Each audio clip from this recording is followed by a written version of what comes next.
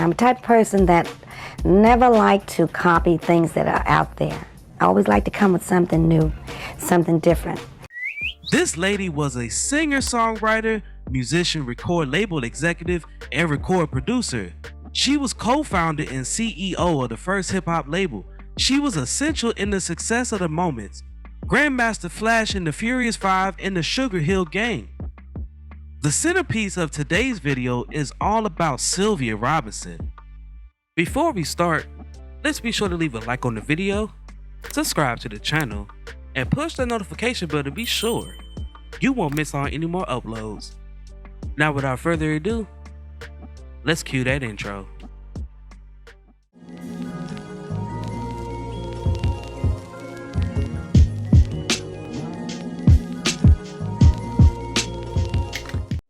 Sylvia Vanderpool was born to Herbert and Ida Vanderpool on May 29, 1935 in Harlem, New York.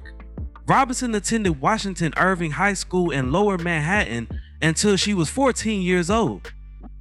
At that time, she began singing blues with trumpet player Hot Lips Page and recorded songs for Columbia Records under the moniker Little Sylvia in 1950. She released a couple of R&B hits but did not have any instant huge breakthroughs. Despite this, Sylvia demonstrated a strong sense of independence and a keen business sense when she opted to take guitar lessons in order to obtain greater creative autonomy. Robinson told Days in 2000, "I wanted to learn to play the guitar, and as soon as I learned to play guitar, I started writing." In 1954, she began collaborating with Kentucky musician Mickey Baker, who taught her how to play guitar. In 1956, the duo recorded the rock song Love is Strange by Jody Williams and Bo Diddley, which peaked at number 11 on the Billboard pop charts and topped the R&B charts in early 1957. Your sweet loving. Following many additional releases, including the mildly hit There Ought to Be a Law. Take my heart and run away. Leave me longing. Mickey and Sylvia separated in 1958, and she eventually married Joseph Robinson. Sylvia resumed her solo career immediately after her separation from Baker, first under the name Sylvia Robbins. Robinson produced Joe Jones' album You Talk Too Much in 1960, but she received no credit.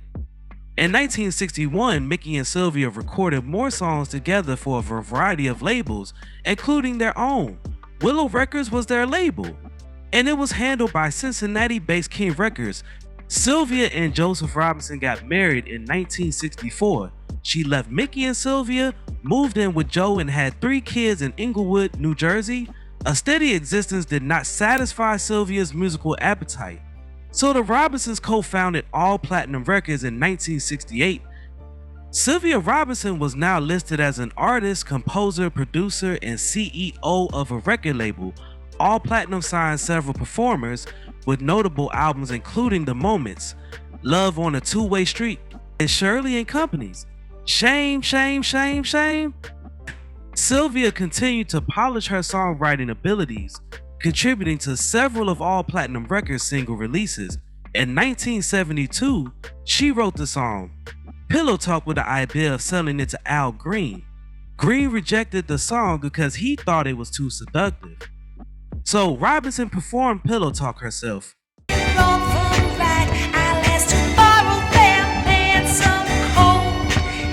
Returning to her own musical career, simply known as Sylvia, the single became a tremendous smash, hit number 1 on the R&B chart and peaked at number 3 on the US Billboard Hot 100, as well as number 14 on the UK singles chart. The gently orgasmic gaspies and moans and Pillow Talk foreshadowed those in Donna Summer's 1975 song Love to Love You Baby. Love is strange, so we're going to ask you right now, and we're going to ask you live on the air, who are you and what did you do before Pillow Talk?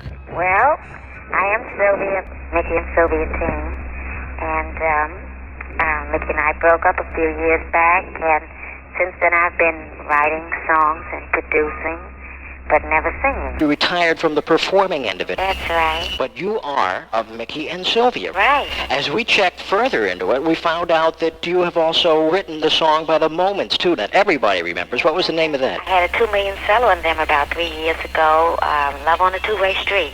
That was back 1970, right? Right.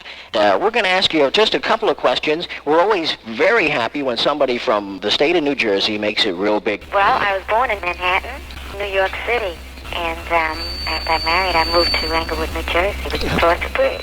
What actually spurred you to get before the microphone again and sing Pillow Talk? Well, basically, after I wrote it, I put it on tape for an artist to do. And I really wrote it for Al Green, but they thought it was a bit too spicy. So you did it for Mr. Green, right, and he didn't want to do it. Well, they thought it was a little, you know. Reviewing Robinson's 1973 debut album, also known as Pillow Talk, her debut album was compared to Marvin Gaye's Let's Get It On, but without the production qualities. Robinson released 4 solo albums on the Vibration label and had additional R&B singles such as Sweet Stuff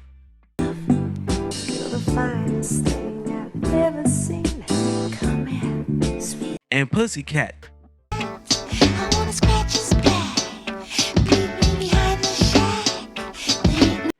At the time, traditional music business opinion was that rap's live intensity could not be captured on vinyl. The couple formed the company from the ashes of All Platinum Records, a bankrupt label they had previously founded and lost, leaving them desperate for something to help them get back on track. According to the account, Sylvia was introduced to hip-hop through a random night at the club Harlem World on the intersection of Lenox and 116th Street in New York. After seeing Lovebug Starsky rap over an instrumental break of Cheek's Good Time, she understood she was seeing something revolutionary and decided to be at the forefront of rap commercialization. She wasted little time collecting a trio of aspiring rappers. Nonetheless, one sweltering August night in 1979, Robinson had her son Joey drive her around Englewood, New Jersey seeking for rappers. He told NPR in 2000 that he went his mother to a pizza restaurant and introduced her to Henry Jackson. He closed the pizza parlor down, said Joey Robinson about the man who would become Big Bank Hank. In the 1970s, the Robinsons established Sugar Hill Records. The company was named after the culturally prominent Sugar Hill district of Harlem, a wealthy African American neighborhood in Manhattan, New York City, that served as a magnet for artists and entertainers in the early and mid 1900s. The Sugar Hill Gang song, Rapper's Delight, was one of the first commercially successful hip-hop tracks, and it transformed the music business by introducing rap, scratch, and breakdance. And I felt as though if I came with a concept like this, either it was going to hit or it was going to miss. And I really felt strong about it, that it was going to be a hit. Play the music, he said, hip hop, the hip to the hip hop, you don't stop. Rock it to the bang bang boogie. I says, what is this? I says, okay, I tell you what, I marry the 3 of you together. You meet me tomorrow at the studio, and that's how the Sugar Hill Gang started. In the years after Rapper's Delight swept the summer of 1979 by storm, controversy erupted around the record company that released it. From seasoned authors credit to musicians, fighting for their due share is widely viewed as an industry norm, and artists with less leverage than Prince or Michael Jackson face a more difficult struggle with a lower probability of victory. Nearly 40 years later, a settlement was reached.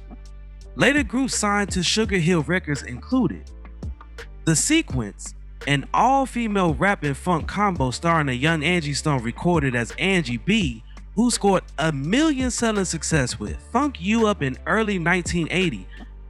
In 1982, Sylvia Robinson with Grandmaster Millie Mel produced the record.